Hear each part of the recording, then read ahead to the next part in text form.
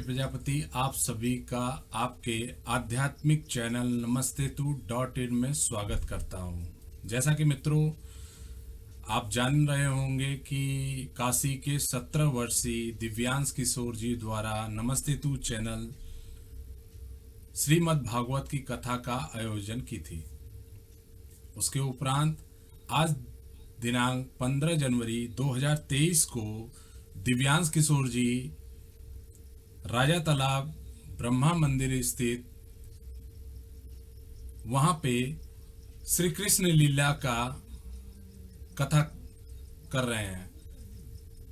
तो आइए मित्रों, हमारे साथ आज स्टूडियो में दिलीप कुमार गुप्ता जी भी जुड़े हुए हैं और दिव्यांश किशोर जी इस समय हमारे साथ लाइव हैं। कैमरा पे सोनी चक्रवाल जी हैं और दिव्यांश किशोर जी के द्वारा जो कथा किए जा रहा है, पहले हम आपको दिव्यांश किशोर जी के द्वारा जो कथा की जा रही है हम आपको वहां पे लेके चलते हैं। उस धनुष का कारण ये था कि यदि टूटेगा धनुष के कारण टूट गया, इसका मतलब है कि राजा है। धनुष किसी कारण से टूट गया तो राजा की मृत्यु है। भगवान ने कहा तोड़ ही देते हैं। शिविर में गए जहाँ धनुष रखा था शंकर पास में, कुछ पूजा बोले हम धनुष के दर्शन करने जा रहे हैं। शिव है, हम अपने इष्ट के दर्शन कर रहे हैं, हटो रास्ते नहीं हटा। राम जी उंगली हिलाई, सब हट गए किनारे। बोले तो डर गए। अब ऋषि मुनि कुछ उनमें थे, वो जानते किसी सांस चले तो गए, लेकिन कुछ वहां पर तो धनुष भगवान ने बस धनुष हिलाया, चढ़ाई, धनुष टूट गया, टूट गया। बोले इसमें मेरी क्या गलती है भाई? धनुष इतना कमजोर था कि तुम लोग धनुष ढंग से नहीं बनवाते हो। बोले बनवाया नहीं है, धनुष है, तोड़ दिया। जाओ सूचना दो, नहीं दिया। लड़ाई करने लगे भगवान कृष्ण से। भगवान कृष्ण ने उसी धनुष से ले धनुष मारा सबको, टूटे सारे द्वार। महाराज कंस ने कहा अच्छा हाथी तैयार है ना द्वार पे, हाथी नाम था उसका। हाथी उसको नशीले पदार्थ दे दे कर दिया था उन लोगों ने। कहा किया तो इसी के पैर से कुचलवा डालेंगे। तो अब कुचलवाने के लिए जब हाथी रेडी हो गया, द्वार पर आए तो उन्होंने बस एक हाथी नीचे हो, हाथी के दांत उखाड़ हाथी को हाथी कर लिए भगवान बलराम जी ने और कृष्ण दोनों दांत तोड़ के हाथी करके आए सभा में। अब सभा में आए तो कभी को कुछ नहीं, जिनकी भावना जैसी प्रभु मुहूर्त देखी, जिसकी जैसी भावना वैसी भगवान कृष्ण दर्शन दे रहे हैं। कोई कृष्ण को बालक के रूप में देख रहा है, कोई पति के रूप में देख रहा है। यहाँ कंस को सीधा यमराज दिखाई दे रहे हैं।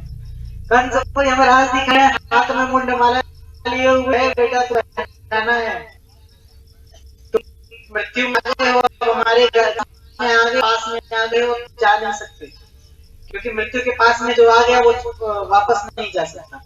अच्छा, मृत्यु से भागने वाले लोग मृत्यु के पीछे ही जाते हैं। असल में ये बात, रोड भले अलग हो लेकिन रास्ता मंजिल है भैया, मृत्यु में ही अंतिम जाना है। आपका सब लोग कहते हैं ये मेरा सही है भैया, आपका बूढ़े होने से जवान होने से क्यों नहीं रोक लेते हो? बच्चे ही रहो, जवान ही रहो ना, या तो सुंदर रहो। आपका नहीं, ये भगवान का दिया हुआ है, आपका होता। हाँ ये कह सकते हैं आपकी, ये हमारा नहीं भगवान का है। रखो ना, भगवान रहे हैं कि तो हमारा चीज नहीं रख सकते। देखिए ये हम नहीं है, भगवान का दिया हुआ, ये भगवान की अमानत है।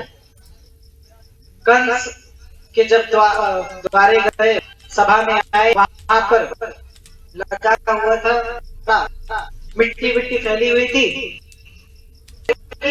हमें मर्यादा का, इसीलिए हम हाथ नहीं है महाराजा। बोले क्या लाए? ये अमूल्य हाथी के दांत लाए हैं।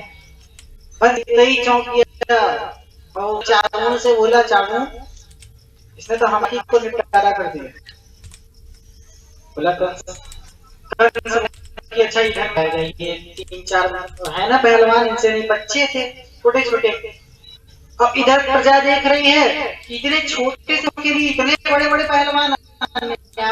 बोले न्याय नहीं, जिसके लिए कहा जाता है कि जिसने पूतना जैसी राक्षसी के प्राण पी लिए, बकासुर की चोंच तोड़ दी, यहाँ तक कि अभी भी आपने देखा हाथी के दांत तोड़ के लेकर आ रहे हैं, तो इसके लिए ये पहलवानों से लड़ने का बात है। असल में भड़का रहा था कि इसके लिए संदेह मत करो, ये इतना वीर है कि किसी को भी मार सकता है।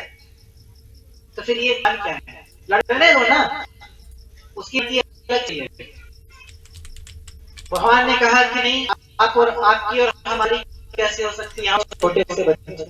असल में कहने का आशय ये था, तुम्हारी और हमारी नहीं हो सकती। कहा तुम कहा, हम कहा पर तुम, लेकिन वो कह रही पर आलू में होता है। भैया वो अच्छे हैं और आप इतने शक्तिशाली हो, एक मुश्किल तो हम तो गिर जाएंगे। नहीं, चालू करो। खेल शुरू हुआ, एक मुष्टि के प्रहार में मुष्टि जैसा पहलवान गिर, 4 मारा गया प्रहार में। अब बचा कंस।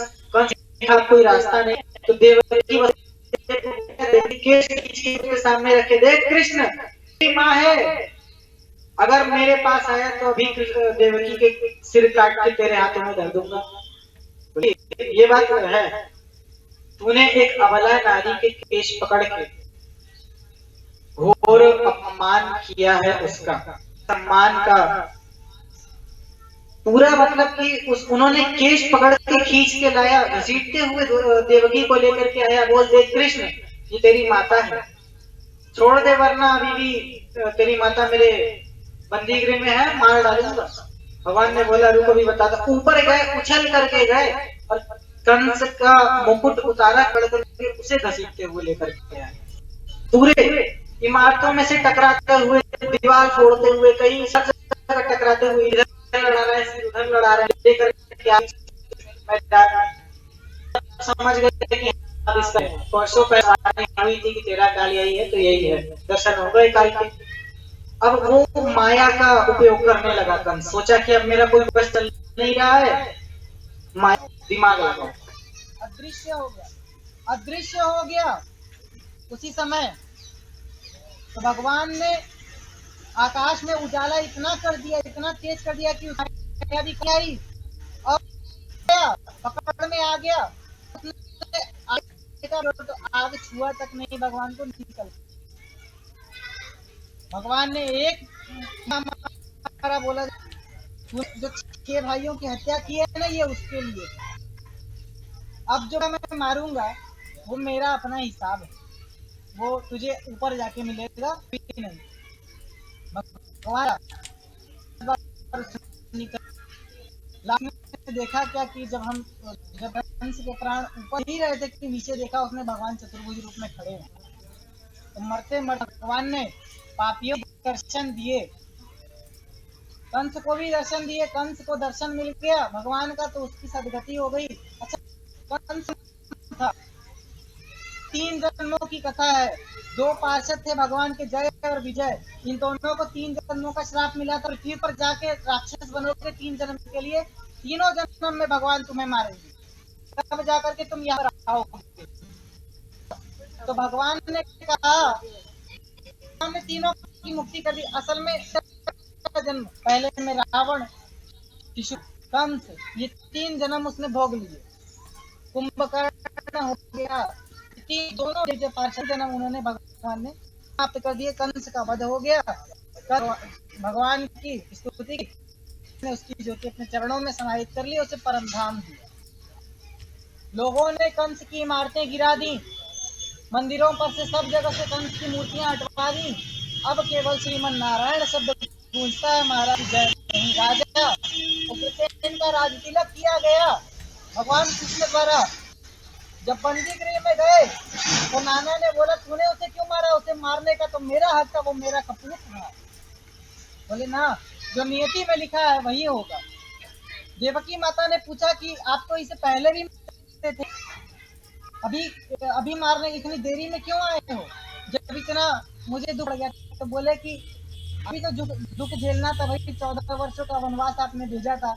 बोले कैसे? बोले कही थी और हम पिछले जन्म में राम थे, त्रेता युग में हम राम के रूप में, आपने हमें 14 वर्षों का भेजा था, तो आप 14 वर्षों के लिए हमसे अलग रही।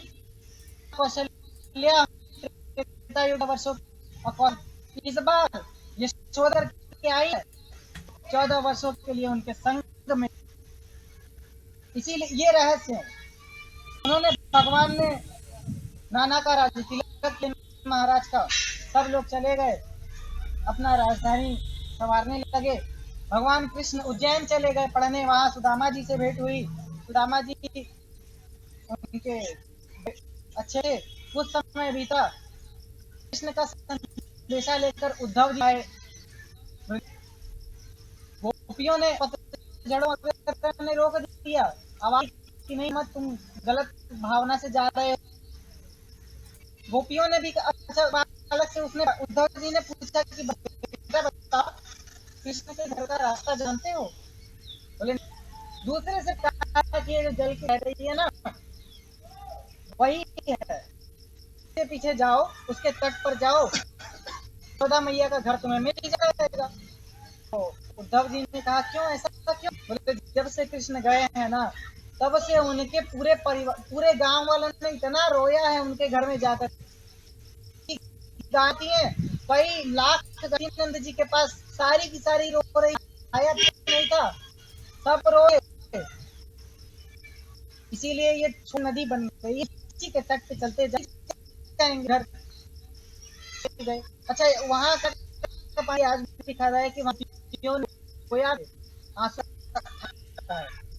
वहाँ का पानी अगर आज भी दे तो वहाँ पानी खारा निकलता है, आरओ का किया जाता है वहाँ, क्योंकि वहाँ गोपियां इतनी रोई। उद्धव जी का उन्हें संदेशा दिया माता वो पर ब्रह्म है इसलिए नहीं आ सकते, आदेश है कि माता दुखी मत होना, मरना मत। भगवान बोल के चले जाते कि हम 2 दिन भी नहीं आएंगे तो आप तो प्राण ही त्याग देते, इसीलिए आपको जिंदा रखना था, सो हमने 2 दिन में लौट आएंगे। लेकिन मजबूरी है कि हमारे दुश्मन यहाँ जरासंध है, दुश्मन जरासंध थे, जरासंध के दामाद थे कंस, कंस को मारा, मतलब कि जरासंध के दामाद को मार दिया, तो कि हमारे दामाद को कैसे मार दिया, दामाद जी को मारा। उसका बदला लेने के लिए जरासंध ने कई बार आक्रमण किया। जब पहली बार आक्रमण किया तो भगवान ने उसमें उंगली लगाई तो सुदर्शन आ गया, पहली बार जीवन में सुदर्शन धारण किया जरासंध से पहले दिन युद्ध में। अब उद्धव लेकर के गए हैं संदेश व्रत, तो गोपियां कह रही हैं देखो कृष्ण का ज्ञान, जैसे प्यासे को पानी का ज्ञान नहीं चाहिए, आप क्या हो, हमने बोल दिया कि पानी स्वाद इतना सुंदर इतना बढ़िया होता है, प्यास तो बुझी नहीं, सुन तो लिए प्यास, तो जिस तरीके से प्यासे को पानी का ज्ञान नहीं, एक गिलास होता है, उसे हमें कृष्ण का ज्ञान मत दो उद्धव, कृष्ण ही दो। कहाँ है कृष्ण? बोले कृष्ण तो आ नहीं सकते, हम उनका संदेशा आए हैं कि रोक दीजिए, पर ब्रह्म है। तो गोपियों ने इतना समझाया, गोपियों ने ऐसी उनकी हालत कर दी कि खुद राधे कृष्ण जपने इतने बावले हो गए। मथुरा जब गए कृष्ण के पास तो कृष्ण ने गले से लगा लिया, कृष्ण ने बोला क्यों ऐसे क्यों बनाई है उद्धव? उद्धव ने हरे कृष्ण मुझे पहचानने में थोड़ी देरी हो गई थी, अब पहचान इसलिए ऐसी हालत हुई है, प्रेम जब अपने चरम पर होता है तब ऐसी हालत हो जाती है। भगवान ने कहा तथास्तु, जाओ कल्याण हो, कल्याण हुआ, उद्धव जी चले गए। जरा भगवान का युद्ध छिड़ा और हो तो रहा था, कुछ दिन बीते, कई युद्ध, 16 बार जब युद्ध हुआ तो उसके आखिरी दिन जब भगवान बौखला गए, भगवान नहीं है तो करता रहेगा, हार नहीं मानेगा, ये ऐसे तो पूरी जो है खराब हो अब राजधानी पड़ेगी। उन्होंने ब्रह्मा का आह्वान किया, ब्रह्मा को भी आओ दौड़ के एक नगरी का निर्माण करो, समुद्र तट पे गए तो द्वारिका बनी। द्वारिका मतलब की वारी तो द्वारिका नाम पड़ा। द्वारिका निर्माण भगवान ने जब नामक राजधानी अपनी बदल ली, रात पूरे गांव मथुरा को योग निद्रा में सुला करके आ गए। द्वारिका लेकर आए, हस्तिनापुर जैसा भिजवाया कि द्वारिका नाम का एक द्वीप है, उसके साथ संधि बोले क्या। और जरासंध समझ रहा, जरासंध ने गोमंतक पर्वत में आग लगा दी। कृष्ण लग रहे थे, नाटक करते हैं भगवान, क्या दिखा रहे हैं तुमसे डर रहे हैं, और असल में बाद में बताया जरा। गोमंतक पर्वत में आग लगा दी तो जरासंध ने समझा कि कृष्ण मर गए। जब द्वारिका का संदेशा आया तो क्या कृष्ण जिंदा है? अच्छा, तो युद्ध करना पड़ेगा। कृष्ण ने आगे की रणनीति बनाई। कुछ दिन द्वारिका में रहे, कुछ समय बीता, हस्तिनापुर गए। पहले तो सुदामा जी आ गए। जब सुदामा जी तो उनका अच्छे से एकदम इतना सुंदर स्वागत किया। फिर देखा उन्होंने कि पाँव में कांटे लगे हैं, इतनी दूर आ रहा है मेरा मित्र, तो आओ आसन पे बिठाने, सिंहासन पे, और खुद बैठ गए। तो है वो दृश्य ना सुंदर है। जब दामा जी आमने सामने होते हैं तो बचने के बिछड़े दो मीत आज सन्मुख हैं, दोनों में दर्शनों की लालसा पवित्र है। मिलने की ललक भी है, मिलने के लिए हम मिलना चाहते, मिलने में झिझक भी है। बालपन की दशा कुछ विचित्र है, दोनों के नैनों में आंसुओं के मोती है। मोतियों में बालपन की मित्रता का चित्र है। छोटा बड़ा ऊंच नीच राजा रंग कोई नहीं, प्रेम की धरा पे मित्र केवल एक मित्र होता है, छोटा न बड़ा न कोई। अब भगवान कृष्ण ने पांव से कांटे निकाले अच्छे से, अब चावल छुपाए, मुट्ठी चावल दिया। उनकी पत्नी ने सुदामा जी ने कि जाओ खाली हाथ मत जाओ। सुदामा जी बहाना कर रहे हैं, द्वारकाधीश कुछ बना नहीं था, जल्दीबाजी में लेकर के आ गए, यहीं बनाएंगे, यही खिलाएंगे अपने दोस्त के साथ में। बोले दो तब हमें दो, क्यों भाभी का छुपा रहे हो, दिया हुआ भेंट तुरंत छीन लिया। और पहली मुट्ठी का स्वर्गलोक दान में दे दिया, तीसरी मुट्ठी का ही जब तीनों जब दो मुट्ठी खा लिए, दो मुट्ठी चावल खाया, जब तीसरी मुट्ठी खाने की बारी आई, रुक्मणी जी ने रोक दिया। प्रभु लगता है त्रिभुवन पति है, आप नहीं ये हो जाएगा। आप जब इसी को पूरा दे दे रहे हो तो फिर हम कहाँ से, हम किसके साथ रहे, फिर त्रिभुवन पति कौन रह जाएगा, फिर व्यवस्था बिगड़ जाएगी। कहा हमारे लिए भी थोड़ा सा प्रसाद रहने दो, चावल हम भी खाएंगे। तो वो एक मुट्ठी चावल माता ने भी खा लिया। और इसका मतलब ये था, पिछले जन्म में जब सुदामा जी बहुत बड़े ज्ञानी थे और उज्जैन जब गए थे, जब द्वारिका, इस बार जब सुदामा बन के जन्म लिए तो द्वारिका में जब उज्जैन गए थे पढ़ने, तो वहां पर उनकी गुरु माता को एक चावल, असल में महाकालेश्वर मंदिर उज्जैन में है, वहां एक भिक्षा मांगती थी और दिन भर में भिक्षा में आज उसे केवल एक मुट्ठी चना मिला। वो चने भी चोर चुरा करके ले गए। जब चोर चुरा करके लेके गए तो सांदीपनी जी के आश्रम के बाहर, सांदीपनी जी के आश्रम के बाहर वो पोटली गिर गई। अब गिर तो गई, माता ने सोचा किसी बच्चे को, कान्हा को उठा करके दे दिया, कान्हा लोग खाओ, लेगा बच्चों को बांट करके खाना, और दिन भर से आज गुजारा करो इसी चने से, देखती हूँ कैसे गुजारा। अब सुदामा जी देखते ही भान में, ये तो शापित चने हैं। माता ने श्राप दे दिया था, उस बूढ़ी माँ ने कि चने को लेके गया है, जो उस चने को खाया जीवन के लिए निर्धन हो जाएगा। तो सुदामा जी जान गए कि शापित चने खाने नहीं चाहिए। शापित चने खाने के चक्कर सुदामा जी ने वो पोटली छीनी और आने लगे तो लोगों ने कहा कि देखो कृष्ण के खा गए इसीलिए आज गरीब है। ये नहीं था के पीछे आसे मतलब कि चोरी नहीं थी, भाव तो ये था कि मैं निर्धन मेरा मित्र निर्धन ना रहे, हम निर्धन हो जाए, हमारा मित्र यदि निर्धन हो जाएगा तो त्रिभुवनपति कौन है इस जगत में, वो जो खाए उसका बदला दे दिया पूरी की पूरी, फिर लोग दान दिया।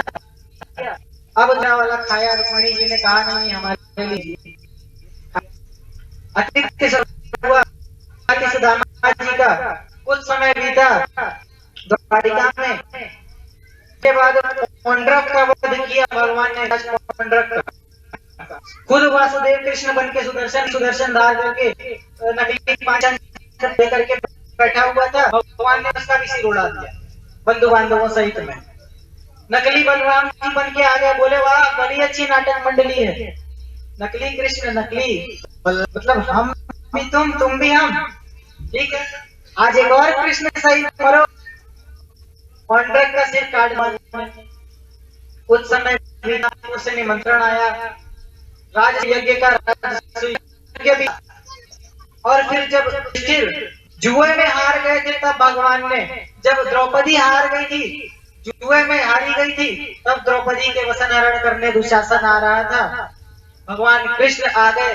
अच्छा भगवान कृष्ण नहीं है, द्रौपदी के आधे वस्त्र जब तक पुकार है कृष्ण कृष्ण कृष्ण चक्रधारी आओ, लाज लुटी है हमारी, आ रही है भगवान कृष्ण आओ कहाँ हो, अभी बोला था कि एक बार में आ जाओगे, अब द्रौपदी के आधे वस्त्र निकल गए, आधे वस्त्र तो हो ही गया था, यहाँ बस कमर का बचा हुआ था तो भगवान ने आके चीर बढ़ा दिया एक बार में चीर। अच्छा उस समय भगवान का दर्शन भी किन्हीं लोगों ने किया, एक का दूसरा, अक्रूर ने, अरे विदुर जी ने, भीष्म पितामह ने आदि ने किया दर्शन, कृपाचार्य जी ने, बाकी तो मूढ़मती दर्शन घमंड में रहते, उनके आंखों पे पर्दा डल जाता है, देख नहीं पाते भगवान को, भगवान को देख नहीं पाते, कोई नहीं देख पाया। भगवान आए और द्रौपदी का चीर बढ़ा दिया, इतना लंबा बढ़ा दिया कि दुशासन खींचते खींचते उसका तो लग रहा था कि आज देहावसानी हो जाएगा, खींचते खींचते थक गया, लेट गया वहीं पर। तो पूछा भगवान इतने देरी में हमारे आधे वस्त्र तो लूट ही गए थे, जब तक तुम्हें गदा के गांडी पे तब तक मैं सकता हूँ, जब हमारे ऊपर तत्काल विश्वास करोगे तब ना हम आएंगे, तुमने सब जगह से हार, जब हमारे ऊपर तुमने विश्वास किया तब तो हम आए, पहले भगवान पर विश्वास करो फिर दूसरे पे विश्वास। आए हमने द्रौपदी का उद्धार कर दिया, कौन का वध किया,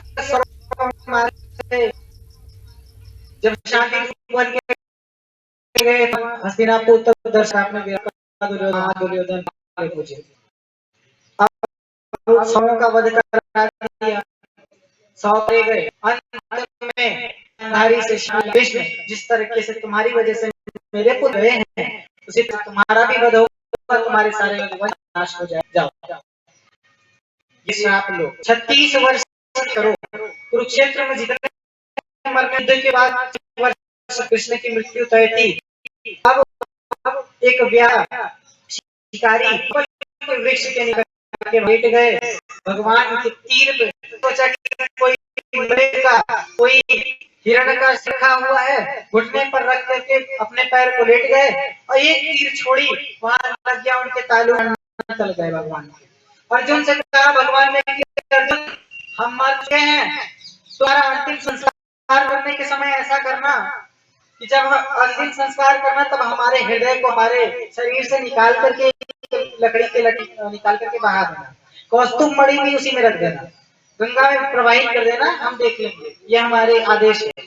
अर्जुन ने अंतिम संस्कार किया भगवान कृष्ण का, और लट्ठे को बहता बहता चला गया जगन्नाथपुरी उड़ीसा आज, और आज उस समय जब राजा वहां के थे उड़ीसा के, उन्होंने देखा कि एक लकड़ी का लट्ठा बह के आया है, रख लिया घर में, सपना दिया भगवान ने कि सुनो राजा इस लकड़ी के लट्ठे मूर्ति का निर्माण करवाओ, अब रात में तुरंत सभा बुलाई गई, तुरंत भगवान ने आदेश दिया, जब राजा ने आदेश दिया कि एक बड़ी बुलाए, ऊपर से विश्वकर्मा आ गए बड़ी बन के, लेकिन शर्त ये थी कि जब तक हम ना बोले तब तक खुलना नहीं चाहिए, दरवाजा खोल दोगे तो मूर्ति अधूरी रह जाएगी। कुछ बहुत दिन बीत गए, बनाते बनाते बोले हाँ बनाओ, बनाते बनाते बड़े दिन बीत गए, लगा राजा को लगा कि कहीं विश्वकर्मा मर न गए हो, बड़े मर न गया हो, इतने दिन बीत गए, द्वार खोल दिया, अधूरा मूर्ति बनी। भगवान को यही है, ठीक वही मूर्ति भगवान के है जो विश्वकर्मा बना के गए हैं, यहाँ पर रखिए, कर लीजिए, और वही भगवान के देह हो गया। भगवान उसी मूर्ति में भगवान हृदय आज भी रखा हुआ।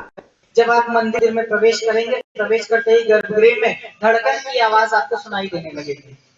तो ये भगवान के जीवन से, जन्म से लेकर के अंत तक की भगवान की आपने श्रवण की, आज भी जगह में भगवान के सबका उद्धार करते हैं। से आज भी भगवान श्री कृष्ण की जब और उनके जीवन के पूरे जीवन काल की जो रसमयी पावन कथा आप थे वो